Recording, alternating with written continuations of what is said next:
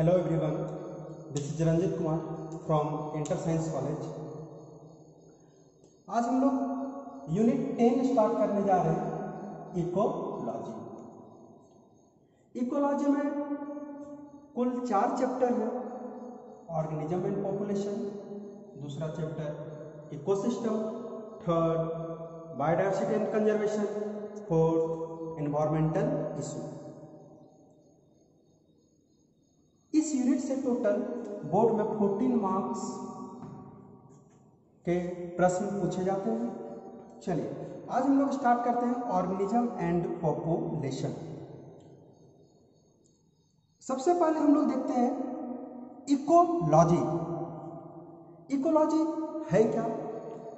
हम लोग देखते हैं इकोलॉजी जो आया हुआ है वो 2 ग्रीक वर्ड से बना हुआ है, ओक्योस और दूसरा लोगस। ओक्योस का मीनिंग होता है होम और लोगस का मीनिंग होता है स्टडी। होम, ओक्योस का मीनिंग होम और लोगस का मीनिंग स्टडी।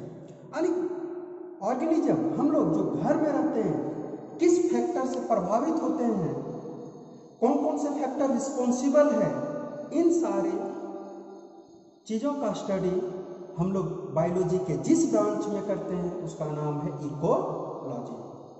ये क्या है?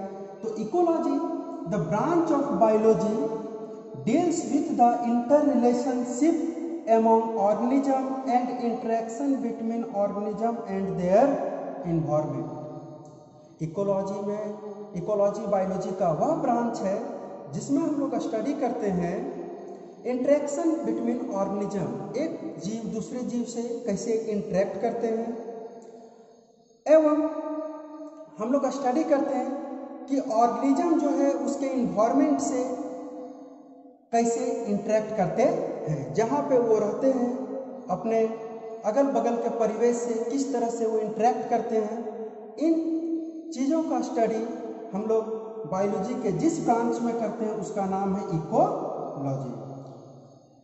सबसे पहले टर्म इकोलॉजी को देने वाले साइंटिस्ट जो थे वो अर्नेस्ट हैकेल थे, जिन्होंने 1869 को ये इकोलॉजी टर्म को दिया था। अर्नेस्ट हैकेल का नाम हम लोग पहले भी सुन चुके हैं।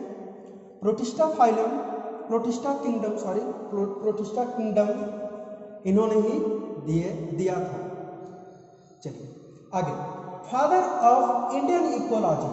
फादर ऑफ इंडियन इकोलॉजी किनको बोला जाता है? उनका नाम है प्रोफेसर रामदेव मिश्रा। इनकी पढ़ाई BHU से हुई थी और ये international society for tropical ecology BHU में हेडक्वार्टर था इस सोसाइटी का, उसका ये डीन थे। इनका रिसर्च इकोलॉजी पे बहुत ज़्यादा था। इन्होंने food chain, food web, ecological variation, इन सारे चीज़ों के बारे में बताया था। तो इनको हम लोग फादर ऑफ इंडियन इकोलॉजी के नाम से जानते हैं।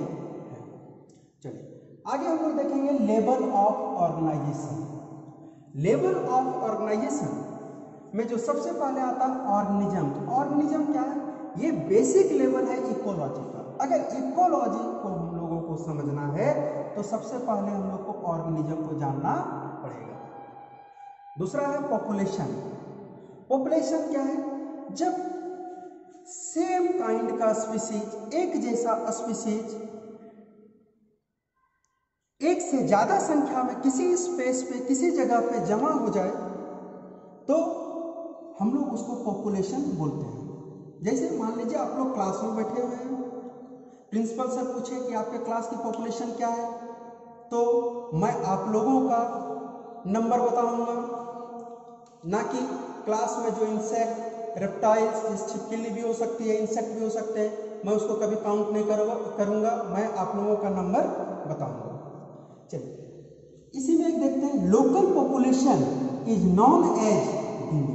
जितने भी लोकल पॉपुलेशन होते हैं उसको हम लोग एक वर्ड है डिमी जिसके नाम से जानते हैं। नेक्स्ट है बायोटिक कम्युनिटी। बायोटिक कम्युनिटी क्या है?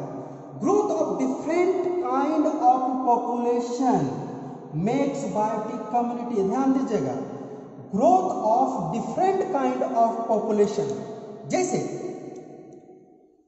एक तरह के पॉपुलेशन में एक से ज्यादा पॉपुलेशन अगर मिल करके है तो उसको हम लोग बायोटिक कम्युनिटी बोलते हैं। जैसे एक एग्जांपल लिए हैं पॉन्ड कम्युनिटी, एक तालाब में मछली भी है, कुछ एक्वेटिक प्लांट भी है, फाइटोप्लैंक्टन है, जू प्लैंक्टन है, सारे जो है वो कहाँ है, तालाब में। तो ये आपस में एक दूसरे से इंटरेक्ट भी करते हैं, तो ये जो है वो फॉर्मेशन करवाते हैं, निर्माण करते हैं किसका, बायोटिक कम्युनिटी का। उसके बाद नेक्स्ट हम लोग आते हैं इकोसिस्टम। तो इकोलॉजी यूनिट का इकोसिस्टम जो है एक चैप्टर ही है, तो उसमें हम लोग ब्रीफ स्टडी करेंगे। फिर भी ये इकोसिस्टम क्या है थोड़ा देखते हैं। Biotic community along with their physical environment, अभी हमने बायोटिक कम्युनिटी बताया है ना। बायोटिक कम्युनिटी के साथ उसका फिजिकल एनवायरमेंट, बायोटिक कम्युनिटी के साथ अगर फिजिकल एनवायरमेंट को इंक्लूड किया जाए तो उसको हम लोग इकोसिस्टम बोलते हैं। Next biome. बायोम क्या है, तो biome is the regional unit, ध्यान दीजिएगा, regional unit of land having a specific land associated with flora and fauna. Biome क्या है, तो regional unit of land, specific land जहां का फ्लोरा एंड फौना क्या हो, बाकी जगह से डिफरेंट हो।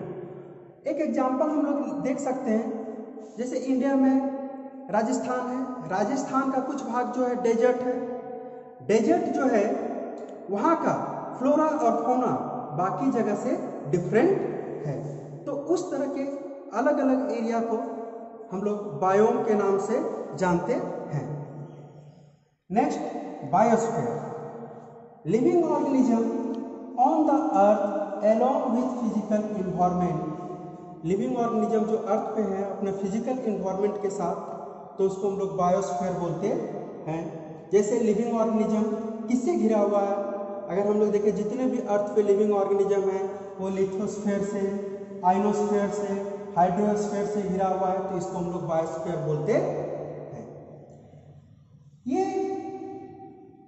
जो हम लोग देखें ऑर्गेनिज्म एंड पॉपुलेशन चैप्टर में लेवल ऑफ ऑर्गेनाइजेशन, तो हम लोग देखें कि हर एक लेवल पे, हर एक लेवल एक दूसरे से क्या है, लिंक। जैसे ऑर्गेनिज्म ग्रुप में आया, पॉपुलेशन बनाया, डिफरेंट पॉपुलेशन बायोटिक कम्युनिटी बनाया, बायोटिक कम्युनिटी फिजिकल इन्वायरमेंट के साथ अटैच हुआ तो इकोसिस्टम बना, इकोसिस्टम डिफरेंट इकोसिस्टम जो एक दूसरे अलग हो बायोम बना, और पूरे को हम लोग बायोस्फीयर बोलते हैं।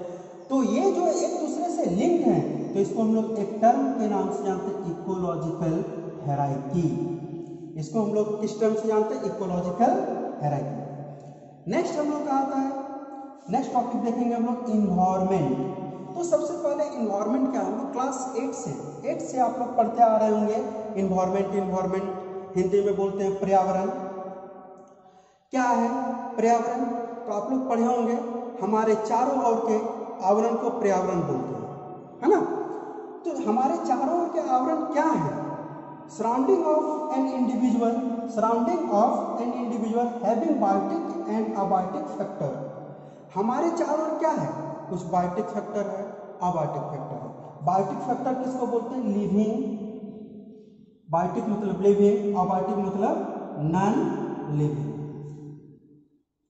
बायोटिक मतलब लिविंग और अबायोटिक मतलब नॉन लिविंग। हम अपने चारों ओर अगर नजर दौड़ाएं, आप क्लास में बैठे हुए हैं, अपने चारों ओर नजर दौड़ाएंगे तो किन को देखेंगे, अपने दोस्तों को देखेंगे, बेंच को देखेंगे, किताब को देखेंगे, कॉपी को देखेंगे, दीवार देखेंगे, कुछ इंसेक्ट देखेंगे, फैन देखेंगे, इन सारे चीजों को देखेंगे। आप इसमें आइडेंटिफाई कर सकते हैं कि आप कितने लिविंग और कितने नॉन लिविंग को देखें।